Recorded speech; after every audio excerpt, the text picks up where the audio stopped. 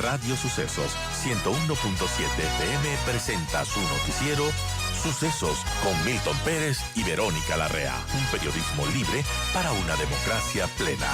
Los hechos y las opiniones de los sucesos que marcan nuestro tiempo.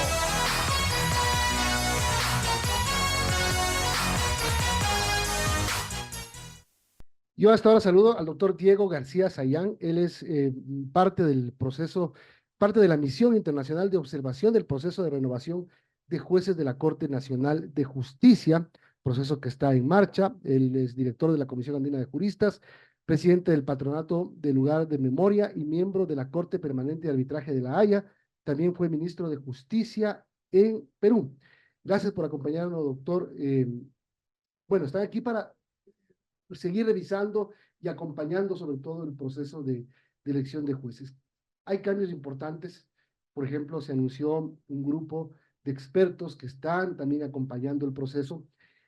¿Usted lo ve mejora el proceso de elección de jueces nacionales? Sí, bueno, primero, buenos días, muchas gracias por la invitación y la generosidad de poder compartir estas reflexiones por alguien que viene desde fuera a observar y acompañar un proceso que corresponde a las instituciones ecuatorianas, como es evidente, pero que hemos encontrado acogida y hospitalidad para escuchar puntos de vista, recoger recomendaciones, lo que de por sí ya es un elemento positivo. No decirse, bueno, lo estamos haciendo todo perfecto, no tenemos necesidad de opiniones de nadie, que son más que opiniones, porque no tenemos posibilidad de resolver nada. ¿Pero por qué? Porque el tema de la justicia no es un asunto que concierne solamente a los abogados y a los jueces, y por aburrido que pueda ser para muchos sectores de la sociedad, es un tema que concierne a todos, porque la gente necesita para las situaciones en donde pueda verse involucrada en una justicia independiente y transparente, y una sociedad que está afectada por la criminalidad y por la inseguridad, necesita no solamente unas fuerzas de policía y de orden público que prevengan el crimen y lo persigan, sino que lo juzguen, que identifiquen las responsabilidades criminales, porque existen en Ecuador, existen en mi país, el Perú, y otras organizaciones criminales que tienen estructuras complejas y que a veces están dentro del aparato del Estado, ¿no? Entonces, una justicia tiene que ser independiente, porque eso es lo que viene diciéndose desde hace décadas en las obligaciones internacionales, en las constituciones, como lo dice la Constitución de la República del Ecuador, pero no siempre la justicia ha sido independiente. De manera que ahora que Ecuador tiene este reto de que a través de un órgano que no es político, como el Consejo de la Judicatura, designe a los magistrados de la Corte Nacional, es un reto positivo que tiene un contexto institucional que también es alentador, porque en otros países quien escoge a los jueces de la Corte Suprema, como se le llama en otros lados, es alguien que lo ratifica el Congreso, por ejemplo, y ahí mete la mano el poder político y eso no es bueno. Pero hoy en un país como el Perú, como el Ecuador, perdón, que es igual como estamos en situaciones parecidas en otros países de América Latina, necesita independencia total frente a factores objetivos de poder real que pueden ser legales o ilegales, como el crimen organizado, que puede ser más fuerte que la policía, más fuerte que el ejército y más fuerte que todos los partidos políticos juntos.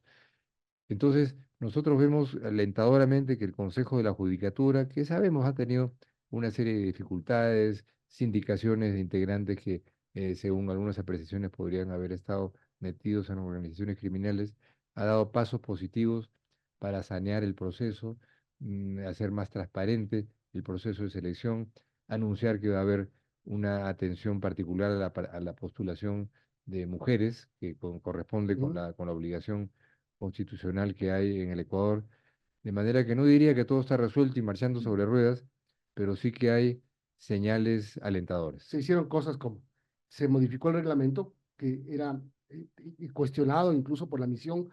Se nombró a este grupo de 21 expertos en derecho que acompañen el proceso. Se hacen algunas cosas, pero vuelve a caer la sombra de la presión, por decirlo menos, sobre el Consejo de la Judicatura, porque si bien había que hacerlo, extrañamente, de la noche a la mañana se aceleró el proceso de buscar al nuevo presidente del Consejo de la Judicatura, de elegir al vocal que falta, Es decir, cosas que dan para pensar que se quisiera de alguna manera volver a alterar la elección de los jueces. Sí, puede que haya esas razones para pensar que hay ahí elementos sobre los cuales hay que tener los ojos bien abiertos, pero otra vez la invocación de hacer las cosas bien, ¿no? Eh, Porque es importante que la sociedad tenga confianza en la justicia para que de ninguna manera haya la tentación que hay en otras sociedades que se han adelantado a la barbarie, empezar a hacer justicia por mano propia. Hay que confiar en la justicia, pero no confiar a ciegas, sino a medida que hay un proceso de selección adecuado. Y en el Consejo de la Judicatura, si es que hay un nombramiento pendiente para hacerlo, que la persona que entre sea la persona más calificada y que no responda a un partido político, a un espacio político como el del Ejecutivo o del Legislativo. Entonces, no es un asunto fácil. En ningún país existe un modelo perfecto, pero sí es claro que con una justicia sólida e independiente puede haber una respuesta mejor a la inseguridad. Y no con esto, no estoy diciendo con esto que esto es fácil. Acaba de haber elecciones en México hace unos días. Casi 100 millones de personas han votado por la señora Sheinbaum y vaya que tienen problemas en México en materia de inseguridad, de crimen organizado, y este allá es un tema también pendiente, cómo hacer que esto mejore, de manera que no es que se aplique aquí mal de muchos, consuelo de tontos, ¿no? No, sino saber que esto es un tema que hay que resolverlo con mucha tenacidad, con mucha creatividad y juntando a todas las personas de buena voluntad que estén dentro del Estado de Derecho y insistir que una justicia independiente no es un reclamo de jueces y abogados, es una necesidad de la sociedad. Y yo quisiera esperar que en esta fase tan importante que tiene ahora el proceso de designación de la Corte Nacional, el Consejo de la Judicatura esté a la altura de estas demandas y conociendo la calidad de los medios de comunicación aquí en el Ecuador, que sigan prestando atención a ello, porque es una forma muy importante de asegurar vigilancia ciudadana. Son las 8:51, estamos hablando con Diego García Sayán, parte de la misión internacional de observación del proceso de elección de jueces nacionales. Doctor García, respecto a esto, el anterior concurso, la Misión Internacional de Observación de este proceso de renovación de jueces de la Corte Nacional de Justicia, había cuestionado la falta de transparencia que tuvo ese concurso, que de hecho, como sabemos, fue echado abajo para dar paso a este nuevo. ¿Qué va a garantizar la transparencia de este nuevo concurso? Y sobre todo, por lo que le preguntaba a Milton hace un momento, que este concurso para jueces nacionales avanza bajo esta sombra del posible cambio de la cabeza de la judicatura, que como sabemos es el ente administrativo de la justicia en este país. ¿Qué nos garantizará la transparencia entonces de este nuevo concurso? Sí, pues la vez pasada hubo un examen, no recuerdo el nombre que se le dio el examen, un examen de calificaciones que fue muy cuestionado, que se volvió a hacer el examen para otros y no para algunos, un asunto que no era aceptable desde el punto de vista de lo que se llama la igualdad de armas.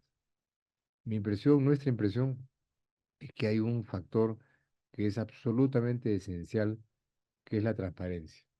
Todo esto tiene que ser hecho con transparencia, con información a la opinión pública. Cada paso que se dé tiene que ser un paso previamente conocido por la sociedad.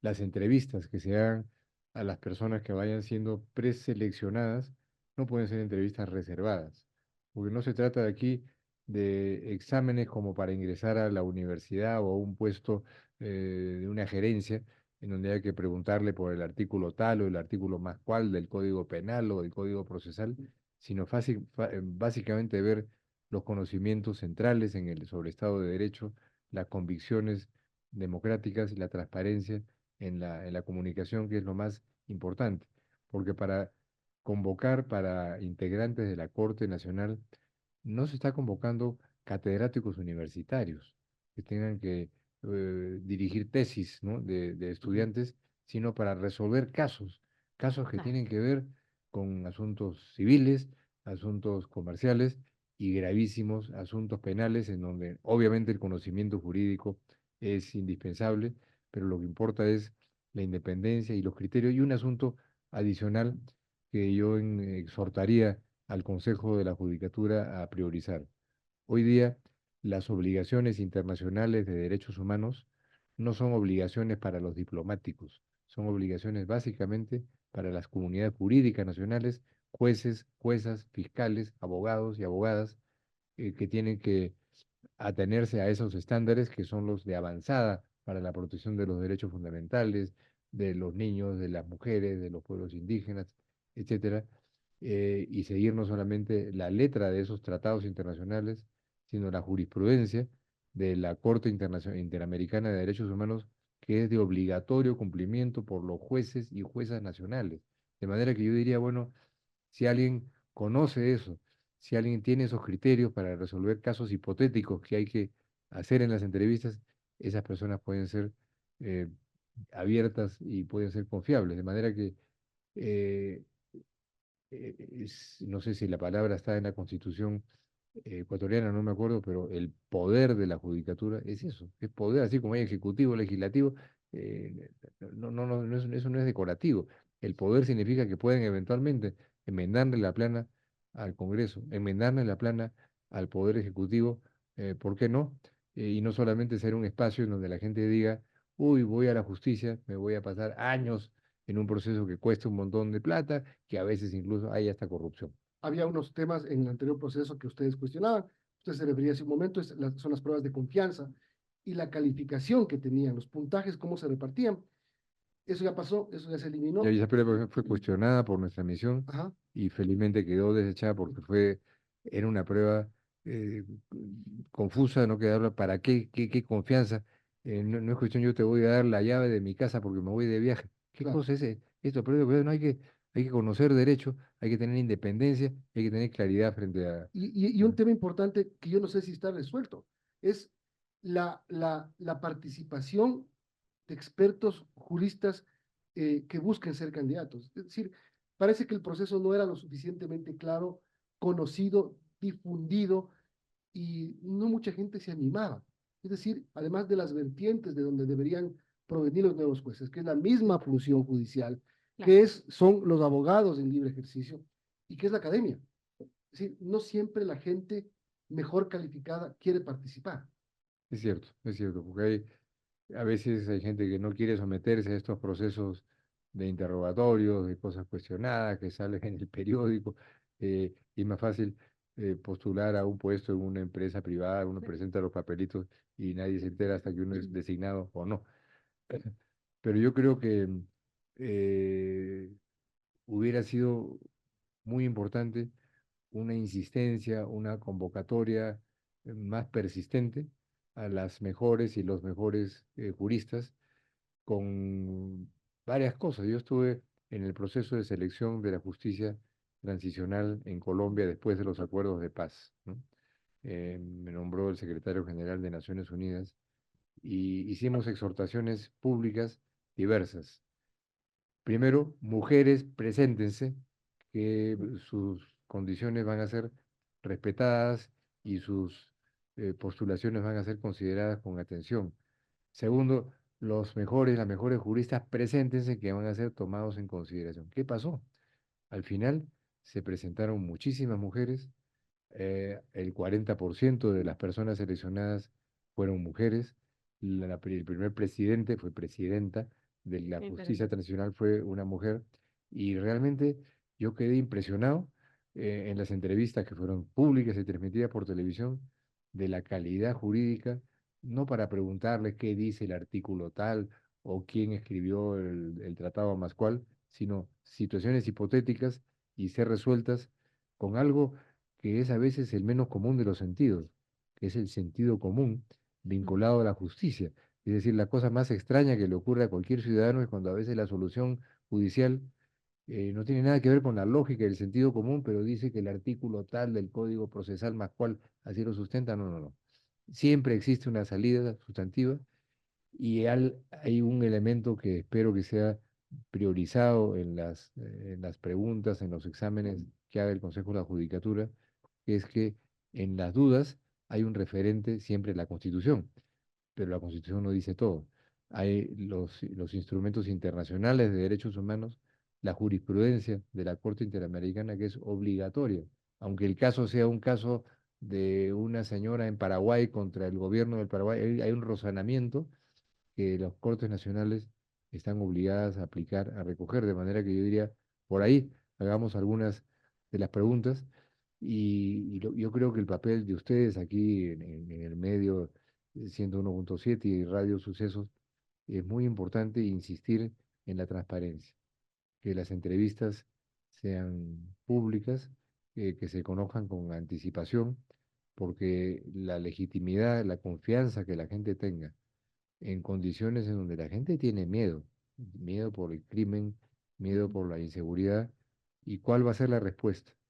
La respuesta es simplemente saber que no podemos utilizar el celular en la calle, que hay que tener más seguridad en la casa. Sí, por supuesto que hay que tomar medidas individuales de prevención, pero al final la sociedad tiene que responder con un sistema policial que funcione mejor Ujú. y con una justicia que empiece a pisar, no sé si eso se dice en ecuatoriano, pero en peruano se dice a pisar callos, ¿no? Es decir, que, que las organizaciones criminales que existen sientan que hay una justicia que ha identificado, que ha conocido y ha podido ventilar públicamente los hechos y que ha sancionado, ¿no?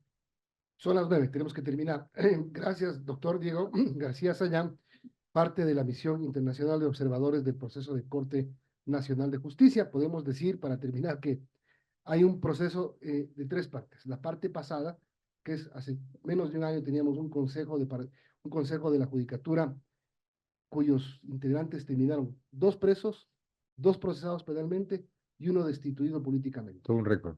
Un récord. En el momento tenemos un panorama que parecería favorable, claro, y con esa disposición de terminar el proceso bien, pero tenemos un futuro inmediato que parecería incierto con este proceso de cambio que está sufriendo el Consejo de la Judicatura.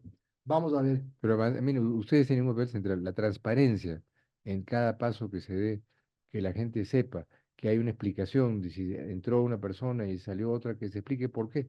Simplemente es así. Y la gente de buena voluntad va a actuar bien. A veces de pronto se puede colar a alguien que no sepa un artículo tal del Código Procesal, no importa, puede buscarlo y ahí corrige el error o la omisión, ¿no? Gracias, doctor. Termino con algo más de su currículum, porque usted fue también relator especial de Naciones Unidas para la Independencia de Jueces y Abogados, presidente del Tribunal de Ética del Consejo de la Prensa Peruana hasta 2022, juez de la Corte Interamericana de los Derechos Humanos y también ministro de Exteriores del Perú. Gracias por Y acompañarnos. amigo del Ecuador desde hace décadas, en donde tengo gran confianza y gran esperanza en que los retos que hoy día enfrenta el Ecuador, como otros los ha resuelto en el pasado, puedan ser encontrados con la fuerza que hay en la sociedad ecuatoriana y con la firmeza que hay que tener frente a las amenazas que hoy día compartimos varios países de América Latina, en donde el crimen organizado se ha instalado, ocupa sus espacios y hay que responderle. Y hay que responderle entre todos y por supuesto, y la justicia, no solamente la policía, porque la policía a veces queda abrumada y las cárceles, ya sabemos a veces quién maneja las cárceles, los presos, y no la autoridad penitenciaria, de manera que es una tarea de la sociedad entera, ¿no? Gracias. Gracias, doctor García. Bien, nos despedimos, Milton. Que tenga un excelente día y con nosotros será hasta mañana. Hasta mañana.